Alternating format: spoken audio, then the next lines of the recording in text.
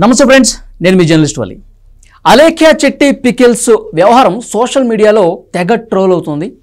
వాళ్ళు ఆ pickles business start చేసే ముందు కస్టమర్స్తో ఎంత బాగా మాట్లాడారు, ఎంత గౌరవంగా కస్టమర్స్ని చూసుకున్న పరిస్థితుంది.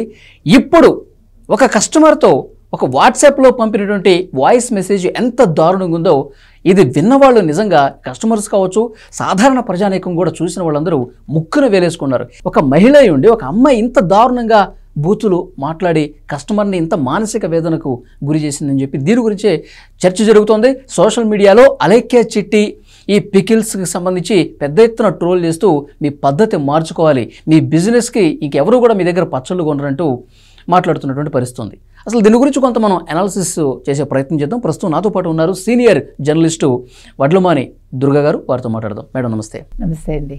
దుర్గా మేడం, మీరు వినే ఉంటారు ఆ వాయిస్ మెసేజ్ అలేఖ్య చిట్టి పికిల్స్.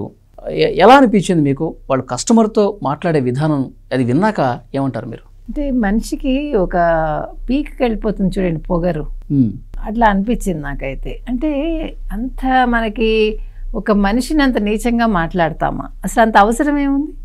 ఇప్పుడు ఆయన పికిల్స్ గురించి అడిగారు, వీళ్ళు మొత్తం వాట్సాప్లోనో ఇన్స్టాగ్రామ్లోనో మొత్తం డీటెయిల్స్ పెట్టారండి. పెట్టినప్పుడు రేట్స్ అవంతా కూడా పెడతారు కదా. ఆ చికెన్ పికిల్ ఏదో అనుకుంటా 1200 రూపాయలు కిలో అని ఉంటే ఆయన ఒక ఎమోజీ పెట్టాడు, ఒక నమస్కారం పెట్టి ఏదో పెట్టాడు. ఆయన హాయ్ అని పెట్టిన తర్వాత ఆటోమేటిక్ గా ఒక మెసేజ్ అటు నుంచి జనరేట్ అవుతుంది, ఏ పికిల్ ఎంత రేట్ అనేది. చూసిన తర్వాత అమ్మో ఇంత ఉందని చెప్పి దండం పెట్టాడు. తప్పే ఉంది, because he cannot afford or he may not want to buy that much. ఆ రేటు కొనాలని అనుకోలేదు అనుకుందాం. డబ్బు ఉంది లేదు కాదు ఇక్కడ, అవునా? అవును.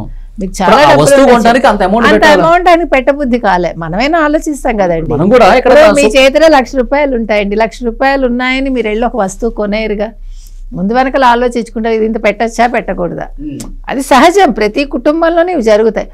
దానికి బూతులతో రెచ్చిపోయి ఆ రెచ్చిపోవడంలో కూడా నువ్వు నీ కెరీర్ మీద ఫోకస్ పెట్టు, నువ్వు నీకు పెళ్ళై ఉంటే మీ పెళ్ళాం పారిపోతుంది, నువ్వు పెళ్ళానికి బంగారం కూడా రేపొద్దు నువ్వు ఎవరికి బంగారం కూడా కొనిపెట్టలేవు, నీకు ఒకవేళ ప్రియురాలంటే ప్రియురాలు పారిపోతుంది. ఏంటది? అక్కడితో ఆగిందా? బూతులు మాట్లాడి వాళ్ళ అమ్మని బూతులు తిట్టింది. అవసరమా? అంటే నీకు అంటే అది ఏమన్నా పొగరు పీక్స్కి వెళ్ళటమేగా.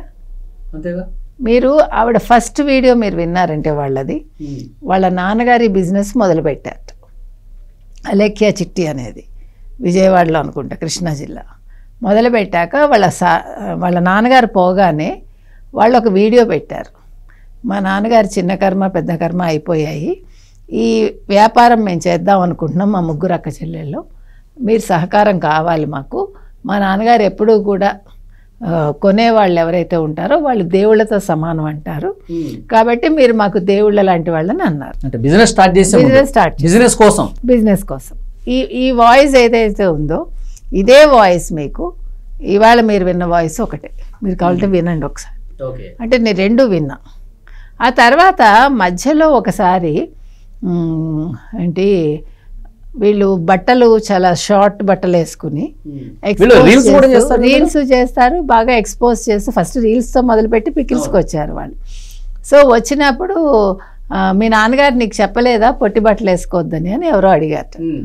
అడిగితే మా నాన్న డాష్ ఎవరికి సమాధానం ఇవ్వద్దన్నాడు అని పెట్టారు వాళ్ళు. మరి అప్పుడేమో దేవుళ్ళు అన్న వాళ్ళు, దేవుళ్ళని చెప్పిన తండ్రి ఈరోజు ఇలా బూతులు నేర్పిస్తాడా? ఇది మధ్యలో వచ్చిన ఒక ఇది సంఘటన. ఈ వాయిస్ మెసేజ్ ముందు ఇట్లా చాలా కౌంటర్లు ఇచ్చారు. సో ఇవాళ చాలామంది ఏమంటున్నారంటే మీరు బట్టలు వేసుకున్నారు మేము కమెంట్ చేస్తాము అని అంటున్నారు. సో మీరు ఎవరిని తప్పు పడతారు? ఇప్పుడు మీరు ఎవరిని తప్పు పట్టలేదు. కాకపోతే ఈ విషయంలో మాత్రం ఈ అలేఖ్య చిట్టి ఎవరైతే ఉన్నారో ఈ ముగ్గురు అక్క చెల్లెల్లో మీకు ముగ్గురు ఇట్లా ఫోటో వస్తుంది కదా, మధ్యలో ఉండే అమ్మాయి ఈ వాయిస్ ఇది. సో ఇప్పుడు ఈ అమ్మాయి వల్ల వాళ్ళిద్దరూ దెబ్బతింటున్నారు, లేకపోతే ముగ్గురు కూడబలుకున్నాక ఈ అమ్మాయి మాట్లాడిందా ఏంటనేది మనకు తెలియదు. వాట్సాప్ ఫోన్ ట్రై చేస్తే స్విచ్ ఆఫ్ అని వస్తుంది. ట్రై చేశారు. తర్వాత ఇన్స్టాగ్రామ్ చాలా మంది ట్రై చేశారట, అది క్లోజ్. వాళ్ళది ఏది కూడా రీచబుల్ లేదు. నేనంటాను నువ్వు తప్పు చేయకపోతే మీరు ఇవన్నీ ఎందుకు ఆఫ్ చేసి కూర్చోవాలి? అంటే ఇప్పుడు ఒకవేళ వాయిస్ మీది కాదు అనుకుందాం, వీడియో వాళ్ళది కాదు, వాళ్ళు వెంటనే ఒక వీడియో రిలీజ్ చేయొచ్చుగా. ఇది మాకు యాక్టివ్గా ఒక సెకండ్ పని వాళ్ళకి కదా, ఒక వీడియో రిలీజ్ చేయడానికి ఒక సెకండ్ పని వాళ్ళకి. వెంటనే అమ్మాయి చేసి, ఇది నా వాయిస్ కాదండి, మా అక్క చెల్లెల వాయిస్ కాదు, ఎవరో మమ్మల్ని బదనాం చేయడానికి చేశారనో, లేదు మా బిజినెస్ని నాశనం చేయడానికి చేశారనో ఒక వీడియో పెట్టాలిగా, ఒక మెసేజ్ పెట్టాలి. ఏది పెట్టాల, అవన్నీ ఆఫ్ చేసి కూర్చున్నారంటే తప్పు చేసినట్టు క్లియర్గా అర్థమవుతుంది. ఎందుకంటే వాట్సాప్ చాట్తో సహా సోషల్ మీడియాలో కనిపిస్తుందిగా. ఎంత తప్పండి అసలు. మగవాళ్ళు మాట్లాడితేనే మనం భరించలేము. మనం ఒకసారి గుర్తు చేసుకుంటే ఆ ముగ్గురు అక్క చెల్లెళ్ళు కూడా చూడటానికి చాలా బాగున్నారు, సంప్రదాయ దుస్తులు కూడా వేసుకుని రీల్స్ చేశారు, చాలా బాగుంటారు. కానీ వీళ్ళ మైండ్ సెట్ ఈ విధంగా ఉంటుందా? కస్టమర్ల పట్ల వీళ్ళ ఆలోచన విధానం ఇదా? వీళ్ళు ఇన్ని బూతులు మాట్లాడతారా, ఇంత దారుణంగా బిహేవ్ చేస్తారని చెప్పి ఈ రికార్డు వచ్చే వరకు తెలియదు ఎవరికి. అంటే అందుకే లుక్స్ ఆర్ డిసెప్టివ్ అంటారు. అంటే చూడగానే మనం చాలా అందంగా ఉన్నారు అనుకుంటే వాళ్ళు నోరు విప్పితేనే వాళ్ళు ఏంటి అనేది మనకు అర్థమవుతుంది. మీకు అర్థమైందా? సో మనుషులు రంగు బాగుంది, చాలా తెల్లగా అందంగా ఉన్నారు అనుకుంటే సరిపోదు. వాళ్ళ మాట బాగోవాలి, వాళ్ళ పనులు బాగోవాలి, వాళ్ళ హృదయం బాగోవాలి. సో ఇప్పుడు వీళ్ళ అందం చూసి ఎవరు కూడా మోసపోకూడదు అనమాట. అంటే ఇంత దిగజారిన మనస్తత్వం ఉంటుందా? ఇంత నీచంగా మాట్లాడతారా? అది కూడా ఆ అబ్బాయి తల్లిని గురించి మాట్లాడటం ఏంటి? అది ఎంత తప్పండి. ఇప్పుడు సాధారణంగా మేడం ఎవరైనా సరే అతను ఆ రేట్లు నచ్చలేదు అనుకోండి, చాలా ఎక్కువగా ఉన్నాయని చెప్పి భావించాడు అనుకోండి, దానికి మా దగ్గర ఇంతేనండి, మా దగ్గర క్వాలిటీ ఉంది కాబట్టి నేను అదే రాబోతున్నా, మాది నాణ్యత బాగుంటుంది, మీరు ఒక్కసారి కొని చూడండి, మీకు నచ్చితే ఇంకోసారి కొనుక్కోండి, లేకపోతే మార్కెట్లో ఉన్న వేరే ప్రొడక్ట్స్ కూడా ఒకసారి మీరు టెస్ట్ చేసి చూడండి, మంచిగా అనిపిస్తే మా ప్రొడక్ట్ తీసుకోండి. మీరు కావాలంటే టేస్ట్ గా 1/2 కిలో కొనుక్కోండి, మీకు నచ్చకపోతే మీరు ఇంకో బ్రాండ్కి వెళ్ళండి, తప్పలేదు. కావాలంటే లేదంటే పర్వాలేదు, మా రేట్లు ఇంతే, ఎందుకంటే మేము చాలా నాణ్యతతో ఇస్తాము, మేము చాలా కష్టపడుతున్నాము, మాది మిగతా వాళ్ళకంటే ₹1 ఎక్కువ ఉంటుంది, తప్పలేదు అది. అండ్ బిజినెస్ చేసేవాడు మాట్లాడే పద్ధతి అలాగే ఉంటుంది. కానీ ఇక్కడ పద్ధతి లేని మనుషులుగా ఈ పిల్లలు ఉన్నారు, ముఖ్యంగా వాయిస్ ఎవరిదో వాళ్ళు ఎస్పెషల్లీ. కాబట్టి మీరు అన్నట్టుగా అందం ఉంటే సరిపోదండి. ఇప్పుడు కురచబట్టలు వేసుకునే వాళ్ళు అంత అవసరం ఏముందండి? ఇప్పుడు మీకు బిజినెస్ పెరగాలంటే మీ మాట ద్వారా పెరగాలి, లేదు మీరిచ్చే ఆ ప్రోడక్ట్ వాళ్ళని మళ్ళీ మీ దగ్గరికి తీసుకురాగలగాల టేస్ట్. అది లేకుండా మీరు నేను ఎక్స్పోజ్ చేసుకుని నేను చేస్తాను అంటే అవసరం లేదు కదా. అది మీకు శ్రీరెడ్డి ఉదంతం మనకు గుర్తుకొస్తుంది.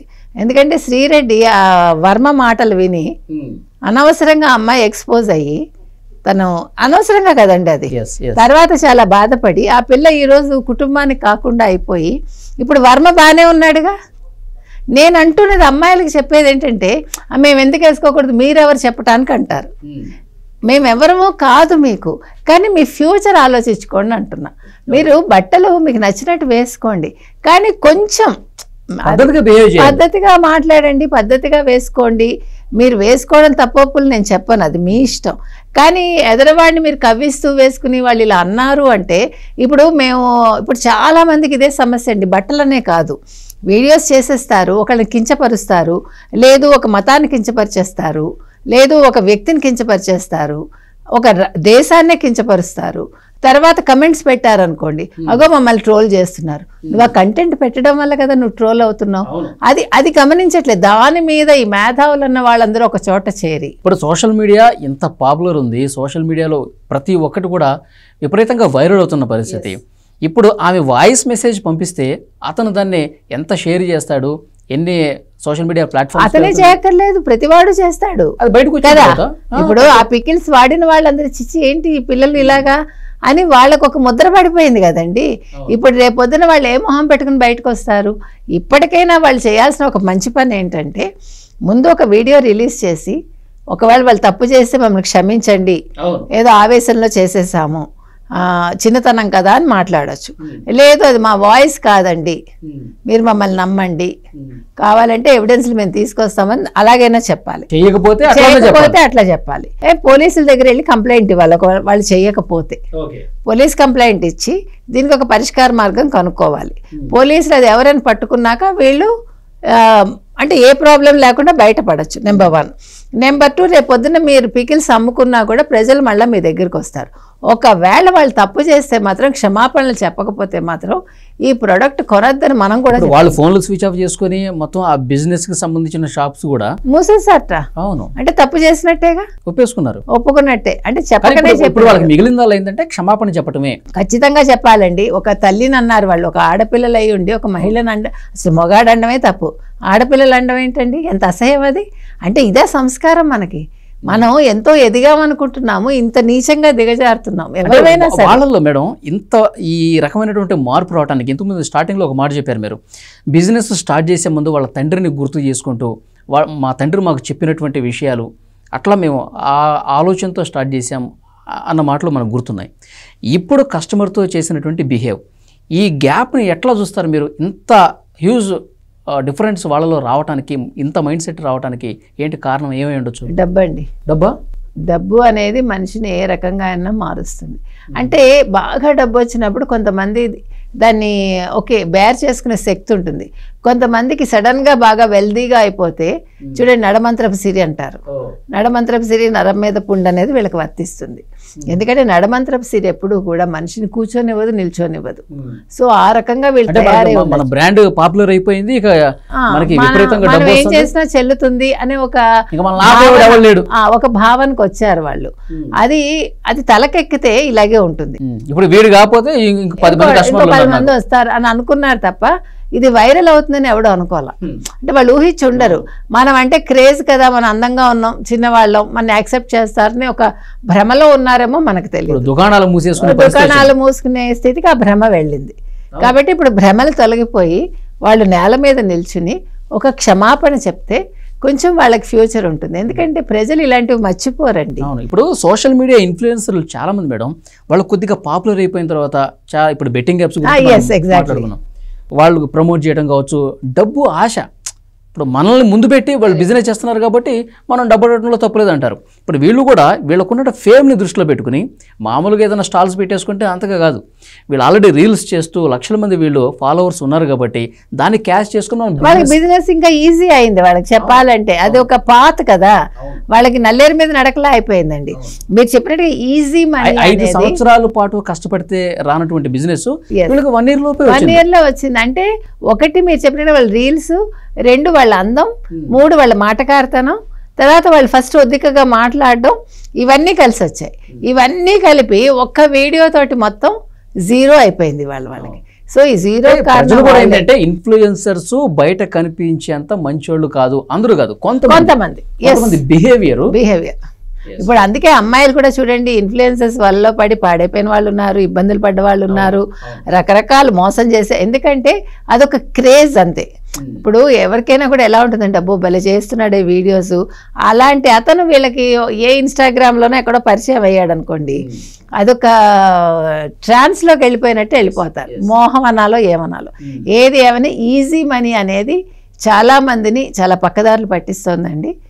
ముఖ్యంగా ఇలాంటి వాళ్ళకి నోటి దూలకి తావిస్తుంది. ఫైనల్గా సోషల్ మీడియా ఇన్ఫ్లుయెన్సర్లు కావచ్చు, వాళ్ళకి ఏం చెప్తారు మీరు? ఒకటే చెప్తాను, వాళ్ళకి మీరు ఫేమ్ వస్తే దాన్ని నిలుపుకోవడానికి ప్రయత్నించండి. ఆ ఫేమ్ని తలకెక్కించుకుని మీరు ఏం చేస్తున్నారు మీ ఒళ్ళుపై తెలియకుండా మీరు బిహేవ్ చేయొద్దు. ఎందుకంటే చిన్న వయసులో మీకు ఫేమ్ రావడం అనేది మీ అదృష్టం. నిజంగా దాన్ని కాపాడుకోండి. అది ఒక రోజుతో, ఒక చిన్న పనితోటి, ఒక చిన్న మాటతోటి అది పోతుంది. సో దాని జోలికి వెళ్లకుండా మీకు ఎంత పేరు వస్తే ఎంత ఎదిగినా ఒదిగి ఉండమని నేను చెప్తాను అంతే. చూద్దాం మేడం, ఇంకా ట్రోలింగ్ అయితే విపరీతంగా జరుగుతుంది. వాళ్ళ భాషను చూసి చాలా మంది కూడా ఇంకా వాళ్ళకి నెగిటివ్గా రెస్పాండ్ అవుతూ ఉన్నారు. ఇప్పటికైనా సోషల్ మీడియా ఇన్ఫ్లుయెన్సర్స్ కొంచెం మైండ్లో పెట్టుకుని ఎంత డబ్బు వచ్చినా, ఎంత బిజినెస్ జరిగినా కస్టమర్లు దేవుళ్ళు అనుకోవాలి. ప్రజలందరూ మనల్ని ప్రతి నిత్యం మన వేష భాషలను అందరూ గమనిస్తూ ఉంటారని చెప్పి గుర్తు చేసుకొని సమాజంలో ముందుకు పోవాల్సిన అవసరం ఉంది. చూద్దాం నెక్స్ట్ పరిణామాల మీద మళ్ళీ ఒకసారి మనం డిస్కస్ చేద్దాం. Thank you very much. Thank you.